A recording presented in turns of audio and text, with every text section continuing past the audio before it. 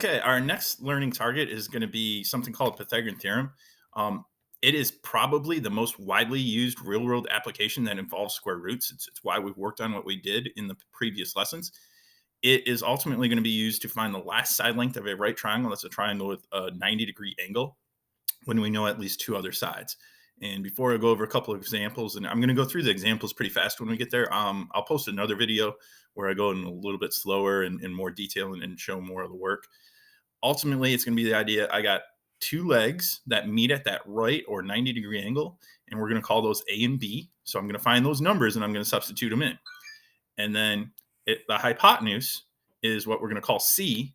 That's always the longest side of the right triangle. It's also opposite of the 90-degree angle.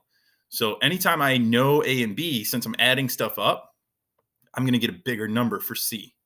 Anytime I am missing one of the legs, so like I won't know my B, I'll have to do a subtraction problem because B always has to be smaller than that C. Otherwise, it's not a right triangle.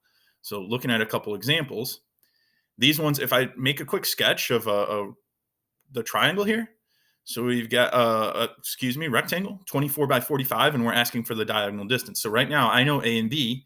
I'm going to pull up my calculator. I'm going to do 24 squared. I'm going to do 45 squared. So I'm going to take that 2025 and add 576 to it. And then the last part is square rooting it because I'm undoing the squares. And you get 51.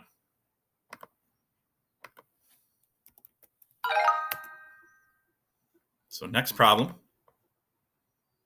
Okay, most of the time when they give you this drawing, it becomes very clear. The height of that tree is shorter than the ladder leaning against it.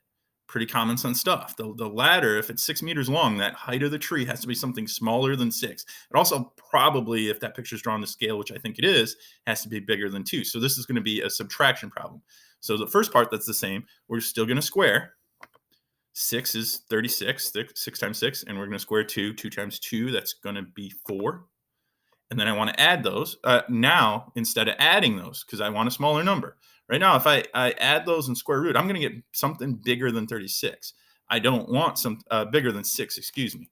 I want something smaller. So I'm going to do 36 minus 4, which is 32. And then I want to square root that. It's 5.6, 5. I want to go back and read carefully. Nearest tenth of a centimeter. 5.65 is a little closer to 5.70 than it is to 5.60. So I want to type in 5.7 as my final answer. Keep going, try and squeeze 4 examples in here. So here, we want to know what is the distance that this person has walked to the east. It says he walked 2 miles south, and he ends up 5 miles away from his starting position. So right here, we want to know that x distance. So again, it's going to be a subtraction problem. It's a smaller answer. 5 squared. 2 squared is 4. I don't know why I used the calculator there. And then if I go 25 minus that 4, that's going to give me 21. And I again want to square root it. 4.58. How's it want us to round? Nearest tenth. That is closer to 4.60 than it is to 4.50. So I want to type in 4.6. And now this, they're going to throw in a couple tricky ones. And if you don't get them, but you at least kind of understood what you're doing, that's fine.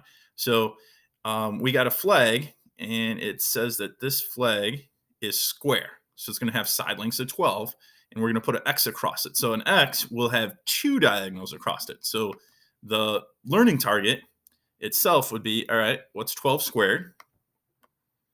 12 times 12, if we remember our times tables, 144. And then I would add, I can do 12 squared again, or I know I'm just adding 144 to itself. And then I want to square root. So my final answer is not 16.97, though. There's going to be 2 of those. So if I times by 2, my final answer, 33.94. The direction said something about nearest full centimeter. Watch those directions, and you'll get 34. Again, if this video was a little too fast, I'm going to post a couple others that go into a little more detail. Thanks for checking it out.